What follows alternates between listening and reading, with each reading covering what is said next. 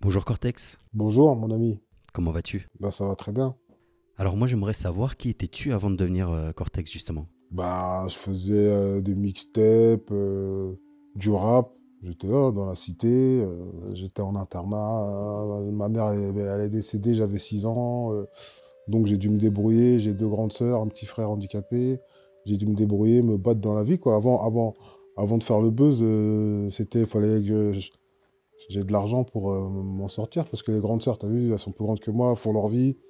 Toi, c'est pas pareil d'avoir un grand frère, tout ça. Les grandes sœurs, c'est pas elles qui vont te défendre. Donc, je suis obligé de me défendre, de défendre mes amis qui sont un peu plus faibles aussi à l'internat. Toi, j'ai le rôle de grand frère.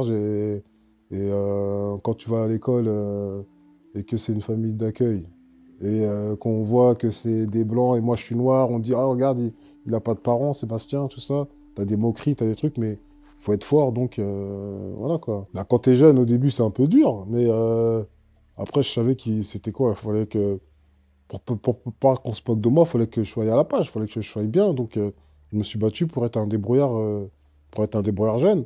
À 18 ans, j'allais avec un ancien à moi de mon quartier, Pascal. J'allais avec lui, on allait en Amérique acheter des baguilles, des survêtements, tout ça. Et on faisait de l'argent pour gagner ce qu'on misait. On gagnait le double, le triple, le quadruple des fois. Après, on réinvestissait et voilà. Donc, j'ai toujours eu l'âme de faire un peu, d'être entrepreneur, d'essayer d'avoir quelque chose dans la vie, quoi. T'as pas le choix. T'as souvent utilisé le mot hardcore. Qu'est-ce qu'il évoque pour toi ce mot? La vie, c'est hardcore, y a pas le choix. La vie, si tu t'en sors pas, si t'es pas fort, tu te fais écraser. Toi, t'es une victime. Moi, j'ai jamais été une victime dans ma vie. J'ai toujours été un mec de cité, un mec qui est courageux, qui aide sa famille quand elle en a besoin, tu vois. Parce que des fois, tu as vu, quand tu vis dans les cités, il y a la misère, il n'y a pas que les bons trucs, il n'y a pas que les bons côtés. Après, j'ai dû malheureusement 2 fois aller en prison.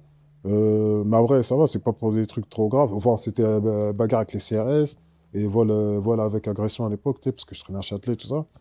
Et voilà, je fais partie quand t'as pas le choix, des fois, voilà, on allait dans le train, on dépouillait les gens. C'est malheureux, je regrette hein, aujourd'hui, tu vois, je le dis, mais c'est la réalité. J'ai dû en traumatiser des gens, tu vois, quand tu vois un mec qui vient et avec un couteau ou une crimogène. Ou toi, un extincteur, tout ça, et, il donne tout ce que tu as, tu vois, ça doit être traumatisant, toi, je le regrette aujourd'hui.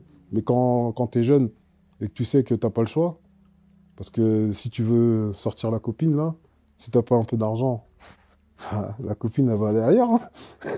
Tu vois, c'est malheureux, mais c'est ce monde-là aujourd'hui, c'est ça. Tu sais, si t'as pas aujourd'hui une voiture, si t'es en RER, la fille, tu sais, elle va te dire, ah, l'autre, il est beau, mais il est en RER, l'autre, il est un peu moins beau, mais il a du pognon, quoi, tu vois. Et aujourd'hui, malheureusement, c'est trop vénal, c'est vénal. On est dans un monde vénal. Avant, c'était pureté, tout ça, mais aujourd'hui, c'est malheureux, mais c'est un monde vénal. Ça fait mal au cœur de voir ça. Des fois, des belles femmes qui auraient pu être plein de choses, mais que t'entends qu'ils font les escortes à Dubaï ou tout ça, voilà, c'est comme ça. Est-ce que ce côté vénal dont tu parles, il concerne également les hommes? Bah, bien sûr, il y a des hommes, s'ils tombent sur une meuf qui fait de la télé-réalité, comme la pauvre Sarah Frézou, là, qui se faisait michetonner par le mec, là, je sais plus quoi, bah, il lui a pris une bonne partie de sa notoriété. Après, il est parti, maintenant, il fait. Tu sais, voilà, il se la fait belle. Bah, ça va dans les deux sens, c'est vrai. Mais c'est malheureux, parce qu'avant, avant, t'avais l'amour pur, quoi. T'avais des rencontres qui se faisaient réellement avec. Nous, les hommes, on l'invite au cinéma ou boire un verre, toi. Aujourd'hui, à peine t'arrives dans un restaurant. Déjà, il faut que ce soit un restaurant de luxe. Parce que si elle est sortie avec un fouteux et toi, tu la ramènes au McDo, c'est pas bon, hein. Toi, déjà, tu perds des points de ouf. C'est réel. Donc déjà, et après, elle va te demander c'est quoi ton salaire, c'est quoi ta maison, c'est quoi ta voiture, c'est quoi, toi, oh, vas-y. Ça t'est déjà arrivé ça? Bah, avec le style que j'ai, tout ça, tu sais, les meufs direct, ah, c'est toi, Cortex, tu sais, elles sont, comme quand t'es un peu médiatisé, tout ça, tu le sens, tu vois que c'est pas, la meuf, des fois, j'arrive à finir avec moi direct à l'hôtel parce que voilà, on était en soirée, elle a vu comment, mais si j'étais pas ce mec-là, tu vois, c'est comme un footballeur, le pauvre. Il saura jamais si sa femme elle est là pour le football, l'oseille, tout ça, ou pour si le mec tu mets le même mec, tu mets Mbappé, il vient de la cité du bloc. Est-ce que toi, tu vois, on sait pas. Tu as parlé de l'amour pur tout à l'heure. C'est quoi l'amour pour toi? Bah, l'amour pur, déjà, il y a l'amour pur de la famille. Où la famille, avant, normalement, le dimanche ou le samedi, tu faisais des bons repas de famille. Ça, c'est avec tes neveux, tes nièces, qui étaient les petits, qui sont contents de voir leur tonton. T'as cet amour-là de familial et t'as l'amour, une femme, un homme, qui s'aimaient, même s'il n'y avait pas grand-chose, mais qu'ils allaient se battre, monter ensemble. Tu sais, avant, les gens, il y avait un paysan, l'autre femme a travaillé, elle faisait la vaisselle quelque part, mais ils s'aimaient. Et ils essayaient, ils disaient, ensemble, ils essayaient tu sais, de monter ensemble et ils s'aidaient les uns les autres. La meuf, elle attendait pas que ça soit tout le temps lui. S'il fallait l'aider, le monsieur, il fallait l'aider. Et ces amours-là, ils duraient des 50 ans de mariage. Tu vois, aujourd'hui, c'est 5 mois de mariage, hein. Aujourd'hui, des fois, tu peux faire 60 000 euros un mariage, il y a toute la famille, les deux familles, tout ça. T'entends 6 mois, 5 mois après, t'entends qu'ils ont divorcé, hein. Aujourd'hui, ça divorce trop vite, tu vois. Est-ce que tu as déjà été amoureux? Bah, oui, comment dire, des bons sentiments, tout ça, ouais. Mais après, bah, j'étais même marié, hein. J'étais même marié. Mais au début, ça se passait bien. Et après, bon, là, quand il y a les trucs de famille, les trucs. Bon, après, c'est vrai que moi, je suis pas le plus saint du saint. Parce que je suis quand même voilà, je suis quand même quelqu'un qui. T'as vu le look que j'ai? J'aime bien les belles femmes, tout ça. Donc, bon. T'es pas un halal? T'as vu, voilà, Bon, j'étais plus jeune aussi. Parce que peut-être que, voilà, quand t'es plus jeune, en plus, t'as un peu de notoriété, t'as tout ça. C'est un peu dur de rester sérieux. T'as des filles qui t'aguichent, c'est un peu dur. Donc, des deux côtés, il y a eu des problèmes, mais ça n'a pas tenu. Et donc, voilà, ça a divorcé. Mais au moins, je l'ai fait. Je regrette pas. Je m'étais marié à Cannes, hein. Je m'étais marié à Cannes, tout ça. Il y avait des potes de ma cité qui sont venus. Tu vois, voilà. Je regrette pas. Voilà. C'était une expérience. Voilà. En ce qui concerne ta discographie, il y a Gore qui sort en 2018, Instinct meurtrier en 2010 et Tueur à gages en 2011. Et tout ça, c'était réalisé avec NKF, le producteur de PNL. Ouais. Bah oui, je le connais bien. On bossait, on en a fait des soirées où je réservais le studio, tout ça, il me connaît très très bien. Après, j'avais été même jusqu'à Clichy, là où il était son studio à Clichy. Et avant, on était au KS, à Ris-Orangis, là, pas loin. C'est un mec, il aime son métier, il te fait, il te mixe, il te fait de la dinguerie. Quand tu sors du studio, que tu fasses un son de 1 heure ou que tu fasses 5 sons dans la soirée, il taffe, ton truc, c'est une boucherie, toi. Bah, après, il faut que tu aies une bonne instru, faut que tu mettes du tien aussi. Mais sinon, NKF, c'est un. Ah ouais, non, il connaît son métier. Mais moi, personnellement, je t'ai découvert avec ton arrivée sur le net avant de te découvrir en tant que rappeur. Bah, au bout d'un moment, tu fais du rap indépendant, t'as pas la promo. Si, j'avais quand même j'avais payé attaché de presse, je faisais bah, je payais les instrus. Tout le monde était payé, hein. Toi, quand t'es indépendant, le graphiste, NKF, il était payé. Tu peux lui demander, il va te dire, Cortex, c'est un bon payeur. Je payais tout. Tout le monde était payé. Mais au bout d'un moment, je me dis, ah, l'attaché de presse, ça bosse, mais il n'y a pas assez de trucs. Tu vois, je me dis, putain, c'est du pognon que je donne. Je dis, franchement, ah, ouais, ok, ok. Maintenant, tu sais, je vois Internet, je dis, putain, ah, les mecs, là, ils font des vues. Si je tape sur l'autre, sur si ça, si ça répond, ça fait tac, tac, tac. Et après, je balance un clip, hein, si ça. Et voilà, c'est comme ça que c'est venu, tu vois. Et ça a marché, tu vois. Cyprien, au début, il répondait pas. Après, tac, dès qu'il a répondu, ça. Bah, après, voilà. Après, tu sais, la marque de vêtements, les trucs, faut avoir une sortie de secours quand tu fais ça. C'est pas pour vendre de l'eau de son bas comme Nicky, Ruby Nicara. C'était pas des placements de produits encore à l'époque, parce que sinon, j'aurais tout cartonné, hein. Parce qu'après, ils ont eu de la chance, là, les nouveaux. Avec les placements de produits, tout ça, là, il y a du pognon à se faire, hein. Donc, des fois, on est à Carrefour, tout ça, et les gens, ils osent pas, ils sont timides. Et ma tante, elle comprend pas, des fois, tu sais. Elle me dit, ah, pourquoi il fait une photo avec toi? Je dis, parce que je suis connu, Tati. Qui est connu? C'était Cyprien. Et de Cyprien, comme Cyprien, c'était leur papa, leur boss un peu, c'est lui qui faisait plus de vues. C'est lui qui a commencé sur les chaînes télé en premier, sur Énergie 12, tout ça. Donc, c'était lui le.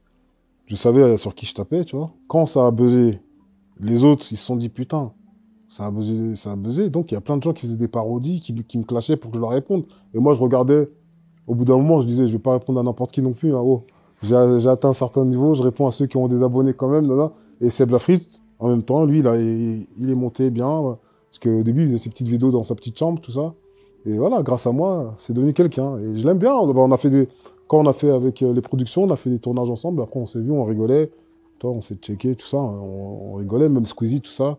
On a passé des bons moments dans les tournages. Et c'est des souvenirs que ça reste. Voilà, avec ces petits jeunes, ils ont vu que j'étais pas méchant, que voilà, que c'était de la rigolade, tout ça. Quand est-ce qu'il naît ce légendaire Dra? Bah, c'était le drap exactement. Bah, c'était à la période de Clash, Cyprien, tout ça, hein. C'était en 2010, 2009, 2010, hein. Et entre-temps aussi, j'ai rencontré Morsaille à Clignancourt. Et on était, voilà, jusqu'à aujourd'hui, on s'appelle, tout ça. Et, pareil, après, il y avait les Noélistes, il y avait les. Après, c'est bah, nous deux ensemble, parce que lui aussi, de son côté, il avait son truc. Et après, nous deux ensemble, bah, voilà, c'était un buzz phénoménal, de ouf. Alors j'aimerais aussi avoir ton avis sur les youtubeurs et influenceurs qui évoluent dans cette nouvelle ère. Comment tu l'observes toi et comment tu t'inscris aussi dans cette nouvelle ère? Ah oui, si, quand j'ai vu, tu sais, que les Instagram, les Snapchat, tu sais, les placements de produits, les trucs, j'ai dit, putain, ah ouais, là, c'est un nouvel ère, hein. On est plus là, c'est plus 2010. Ah ouais, ça a rien à voir, hein, avec les vues de YouTube ou quoi, aussi, ou ça. Là, tu vois, mais attention, parce qu'il y a aussi le revers de la médaille. Moi, je suis prêt, parce que moi, je te dis, depuis que je suis jeune, j'ai dû me battre tout seul.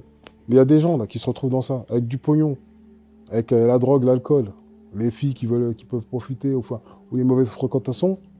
Tu peux perdre ta famille, tu peux perdre. Tu sais, c'est bien, mais tu sais, les gens, ils vont essayer de te gratter tout ce qu'ils peuvent.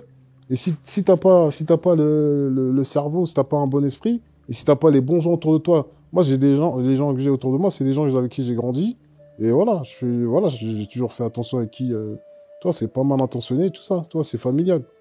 Tu vois. Mais si t'es pas bien entouré, tu vois, il y a des gens là, tu vois, c'est dangereux, hein. Et là, c'est tout joli de l'extérieur, c'est tout joli, mais à l'intérieur, des fois, à l'intérieur, c'est pas si rose que ça. T'as des histoires de ouf. Toi, t'as tout. De toute façon, quand il y a de l'oseille, si déjà t'es pas quelqu'un de solide et quelqu'un de respecté, déjà, faut être quelqu'un de respecté aussi. Parce que moi, dans ma cité, moi, des fois, j'ai bu à Paris et je laisse ma voiture ouverte.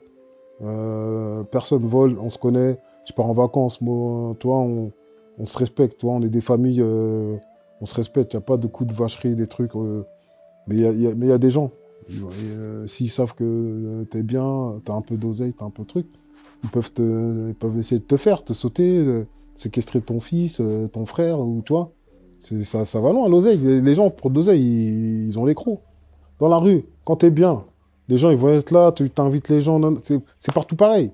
Toi, c'est-à-dire même quand t'es youtubeur, les gens, ils vont te coller pour aussi gratter un peu de buzz. Après, le jour où ça se calme, eux, ils croient que ça se calme. Moi, je reste humble, tranquille. Les gens, ils savaient pas quand j'allais faire ma télé-réalité à New York, mon petit truc, mon petit projet que j'avais. Et les gens, tu vois, ils s'écartent de toi, tout ça, ils croient que. Et quand ils voient que, ils essayent de revenir, quand ils voient qu'il y a du tu vois, c'est un monde de sucerie, mon frère. Ça veut dire qu'il faut faire attention avec qui t'es. C'est comme toi, tu vas aider des gens, des fois. Et les gens, des fois, ça se trouve, ils vont pas être reconnaissants. Demain, le mec, tu vas l'interviewer, ça va bien péter pour lui. Tonton Marcel, il a fait péter des gens. Tu vois, Tonton Marcel, Ndaoud.com à l'époque. Et des fois, les gens, ils sont pas reconnaissants avec Tonton Marcel. Aujourd'hui, même pour un petit interview, pour redonner de la force à Tonton Marcel, parce que quand il a perdu son site, bah, les gens, ils ne redonnent pas de la force. Parce qu'ils sont à un certain niveau. Mais c'est un niveau, c'est dans leur tête. Et il y a une histoire assez folle aussi, c'est que tu as reçu un chèque avec un gros montant dessus dans ta boîte aux lettres de manière anonyme. Ah bah... ah bah, c'est les chèques. Mais après, ça fait partie des histoires aussi qu'il faut faire attention parce que bah, c'est un indice parce que c'est avant, voilà, dans certains business, il y a des chèques, il y a des ci, il y a des ça. Donc, tu vois, c'est... Voilà. Et après, j'ai eu de la chance. Mais je peux pas tout dire, malheureusement. Je peux pas tout dire. Il y a des choses, sinon ça me traînera en justice. Tu veux pas que j'aille en prison, merde? Tu dis aussi que tu as prêté 10 millions d'euros à Macron. Est-ce qu'il te les a rendus? Ouais, mais il me les a toujours pas rendus, hein. Par contre, là, je vais aller à l'Élysée bientôt parce que franchement, là, il m'a toujours pas rendu. Je l'ai aidé pour la campagne. Or qu'il a du pognon. Toi, au bout d'un moment, faut arrêter, hein. Toi non, mais il a du pognon. Faut qu'il... Toi, les mecs... Parce qu'il me dit, t'es bien, tout ça. Il me dit, je sais pas envoyer les impôts, tout ça, je te fais plus chier. Tu as pris ta crédit ou pas? Bah, il y a des intérêts, hein. Il y a des intérêts, mais bon, je lui dis, si tu repasses là, on s'arrange, tout ça. Il faut pas tarder à venir voir tonton, hein. Ou ça, si jamais... Mais il sait très bien où venir. Il sait très bien où venir. Il sait très bien où venir. Je me souviens aussi quand Neymar est venu au PSG, tu avais dit que tu as gagné 25 millions d'euros sur cette transaction. Ah, On a les sources. Voilà, c'est du business tout ça, hein. C'est pas gratuit, Neymar. Et là, j'étais avec sa cousine, là. T'as vu la fille, je sais pas si t'as vu, si t'as suivi, là, quand j'étais au Brésil, bah, la fille, c'est sa cousine. Et donc, voilà, quoi. Donc, j'ai fait un. Voilà. Tu vois, mais après, c'est incognito, tu vois. Les Brésiliennes, elles me lâchaient plus là-bas. Ouais. Bah, là-bas, tous les jours, j'étais avec une Brésilienne différente. Alors quand je t'écoute, j'ai vraiment l'impression que les femmes prennent une grande place dans ta vie. Bah, des fois, je veux même pas, hein. Des fois, je veux même pas, mais quand je vais quelque part, après, on discute, on est là. Des fois, je suis là dans mon coin et on vient à moi. Donc, moi, j'avoue, je suis un séducteur. J'aime bien, quand on commence la conversation avec une femme, voilà, je vais parler, je vais rigoler, je vais l'embêter, on se chamaille, on rigole et au final, on finit sous le même matelas.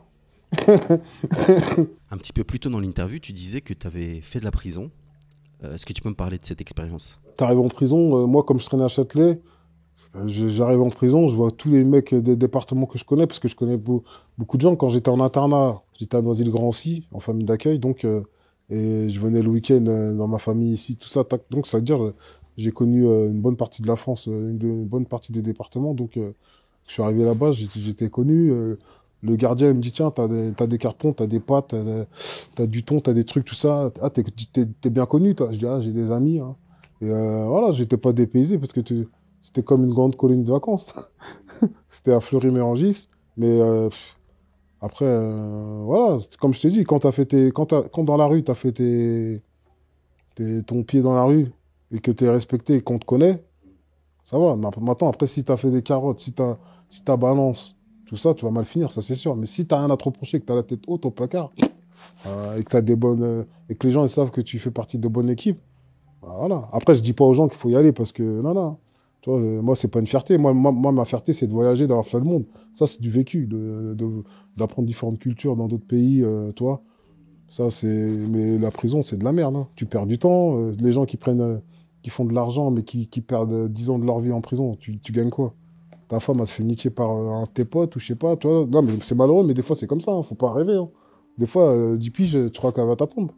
Elle va pas attendre que tu lui mettes un coup de trompette tous les 15 jours ou tous les. Tu vois, au parloir, elle vient. S'il y a un mec, après, quand elle rentre, là, en bus, s'il y a un mec, il est bien tranquille, tac, tac, il l'invite au resto, elle va dire, ah, ça change ça change du parloir, hein. Bah oui, mais c'est malheureux, mais c'est la réalité. C'est la réalité. 10 ans, une meuf, elle va se dire, je vais pas passer 10 ans comme ça à faire tout ce bordel. En plus, c'est un bordel d'aller au parloir, hein. C'est un bordel, t'attends 2 heures, 3 heures, des fois. Ah non, et moi, c'est pas une vie. Donc, au bout d'un moment, faut se poser les bonnes questions. Faire de l'argent, c'est bien, mais faire de l'argent voilà, pour investir, pour faire des trucs. Mais si c'est pour rester à chaque fois prendre des risques, et après, tu peux prendre, si t'as 40 piges et tu prends 10 piges et que tu profites pas de ton pognon, et que c'est la gonzesse qui va profiter de ton pognon, et en plus de ça, elle va se faire tamponner, ça sert à rien. Bah oui, c'est malheureux, mais c'est la triste réalité, hein. Et il y en a, ils kiffent, hein. Et il y en a, des fois, ils disent, ah, je suis mis en prison, non, j'ai ma routine. Et t'as ta routine quoi? C'est ça que t'inspires aux jeunes. Faut arrêter. T'es enfermé comme un animal. Même les animaux, aujourd'hui, toi, ils sont plus en liberté que certains hommes.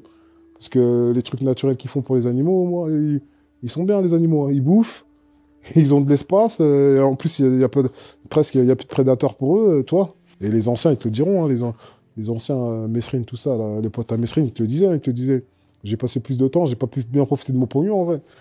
On a passé plus de temps en tôle que de profiter de notre pognon. Parce que moi, à un moment donné, ils m'ont fait une guerre, hein, j'avais tout perdu, hein.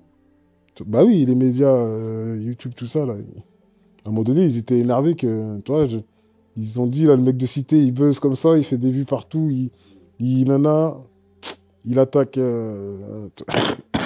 Toi, quand j'attaquais les autres, eux, ils ont des sociétés derrière, hein, les mecs. Il y en a, ils ont des sociétés, hein. Bah oui, derrière Norman, tout ça, derrière, c'est des grosses sociétés qu'il y a.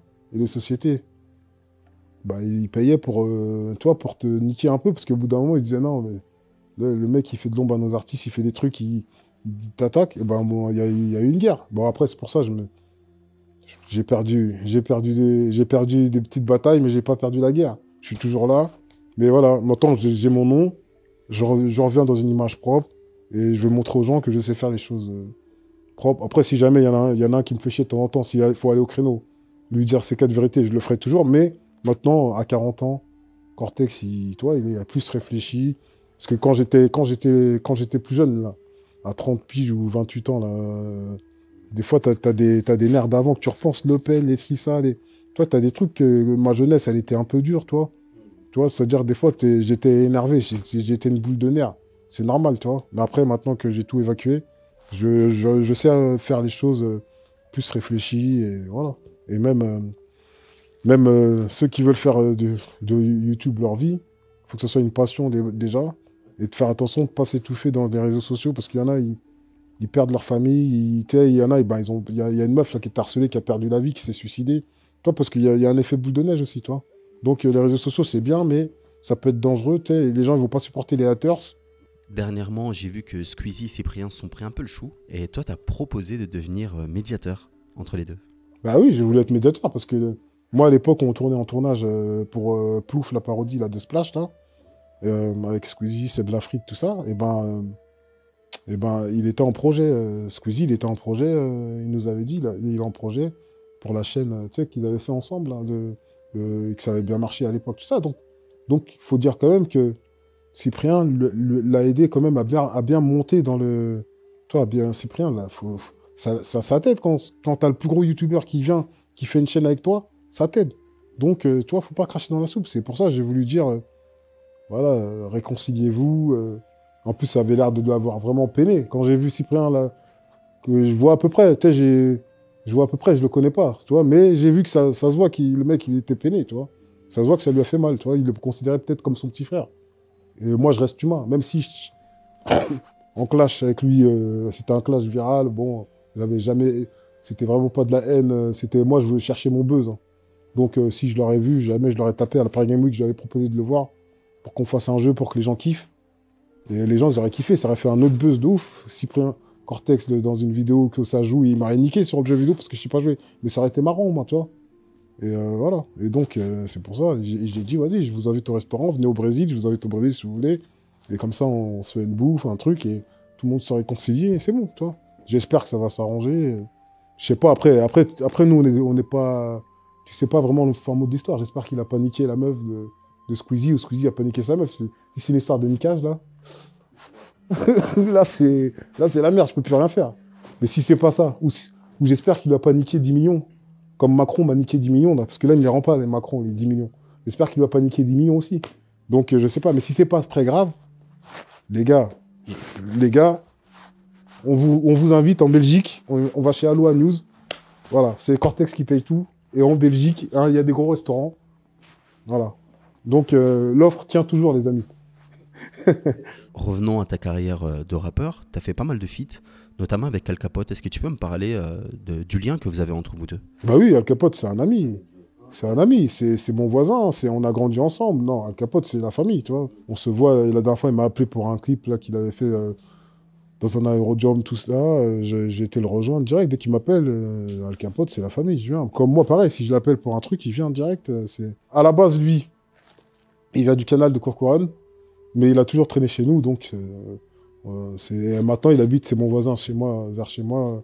On est en contact. Al Capote aussi, ça fait très longtemps qu'il rappe. Il a eu une forme de reconnaissance ces dernières années, alors que tout le monde finalement l'écoutait à l'époque. Bah, c'est comme Nesbill. Il y a des rappeurs comme ça qui sont très forts, mais que ça prend le temps. Et après, là, c'est bien. Après, regarde, là, il est revenu, il a été signé chez Sony. Pourtant, Al Capote, c'était chez Neochrome, tout ça avant. Mais après, là, tu vois, il a fait des gros feats aussi, hein.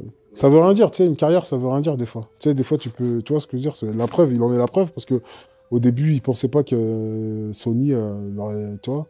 Mais regarde, comme quoi, des fois, dans la vie, avec les feats qu'il a fait, improbables, avec Philippe Catherine, Bilal Hassani, tout ça, mais c'est bien, c'est ce qu'il faut. Et ça, c'est le côté américain, mais en France, ils sont retardés. Les gens, tu sais, les gens ils vont dire, Bilal Hassani, pourquoi il a fait ça? Mais frère, en Amérique, c'est normal. Tu sais, un mec comme moi, en Amérique, c'est normal, mais ici, on te juge en France. En France, on te juge de... mais Al Capote, c'est ça, c'est ce qu'il faut. Faut y aller, faut kiffer. Parce que Bilal Hassani, comment ça s'appelle, il s'habille en fille, tout ça, mais on s'en fout. Chacun, qu'il a ses penchants sexuels ou quoi, on s'en fout. Il chante quand même, il chante bien, il a une belle voix, il fait un feat, ça fait un truc, Philippe Catherine, pareil, on s'en fout. Toi, s'il y a un feeling qui passe, tu fais ton feat. On s'en fout de l'autre.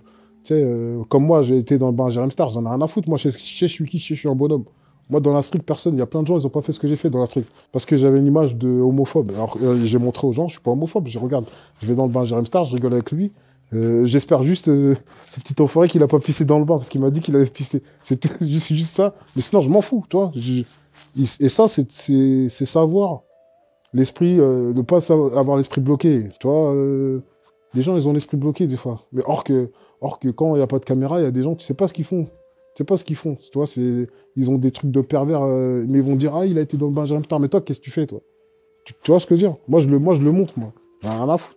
J'ai un jeune rien à foutre. J'ai fait le bain avec Jamstar. J'ai été faire la promo aussi. On m'avait payé, là, Jacques Michel. Mais j'ai rien fait, j'ai paniqué. Mais j'ai fait la. Je sais pas si t'avais vu, j'ai fait la promo, voilà. C'était un truc. Le mec, il me dit, ah, ça serait bien, comme tu buzzes, on te paye et tu fais comme si tu présentes. J'ai dit, vas-y. En Amérique, ça passe normal. Mais en France, ah, pourquoi t'as.